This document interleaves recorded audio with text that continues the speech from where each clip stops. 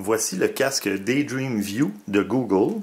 C'est un casque de réalité virtuelle qui permet de visionner des photos et vidéos à 360 degrés et de s'immerger dans des univers virtuels et d'interagir avec ceux-ci grâce au petit pointeur qui est ici. Alors au départ, on jumelle le pointeur avec le téléphone par Bluetooth. Dans ce cas-ci, c'est un téléphone Pixel XL de Google. Et je vais d'ailleurs mettre un lien dans le texte pour pointer vers l'article de mon collègue qui a fait la critique du Pixel XL. Comme ça, vous pourrez avoir tous les modèles et les prix. Et une fois qu'on est prêt, on lance l'application Daydream qui va ensuite nous indiquer quoi faire. Donc, si on veut vivre l'expérience Romaleosaurus ou aller visiter des univers, vous voyez, ça fonctionne déjà.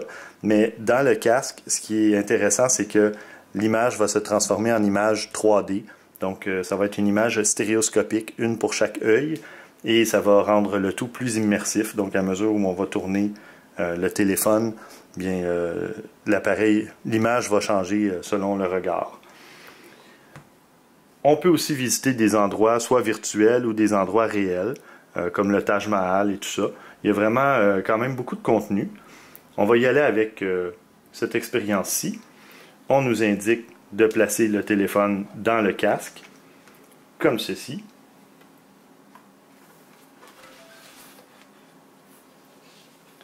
Je vais ensuite le sortir quelques secondes, juste pour calibrer le tout. On prend le petit pointeur, on appuie sur le bouton d'accueil, et maintenant, c'est calibré. Donc, on pourra voir à même le casque. Je vais retirer le téléphone pour vous montrer. À ce moment-là, on pourra choisir l'expérience qu'on veut. Comme là, en ce moment, on est sur YouTube, mais on pourra y aller, voilà, en stéréoscopie.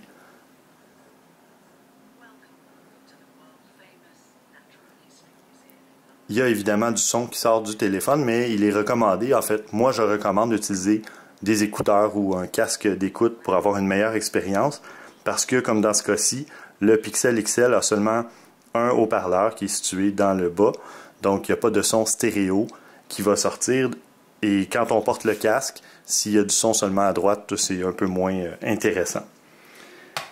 Alors voilà, un petit casque d'une centaine de dollars, très abordable, un petit fini en tissu, c'est très confortable à porter, l'élastique est ajustable.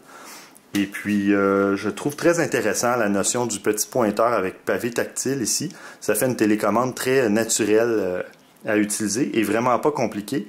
Il y a deux boutons. En fait, il y a le pavé tactile sur lequel on peut cliquer.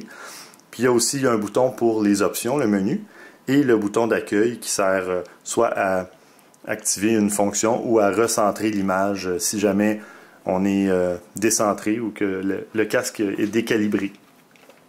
Alors voilà, c'est vraiment un truc très intéressant qui peut servir peut-être à s'initier à la réalité virtuelle ou pour ceux qui aiment vraiment les trucs 360 degrés, mais ça fait un truc très abordable si on compare aux plus grosses solutions comme le PlayStation VR ou le casque Oculus Rift.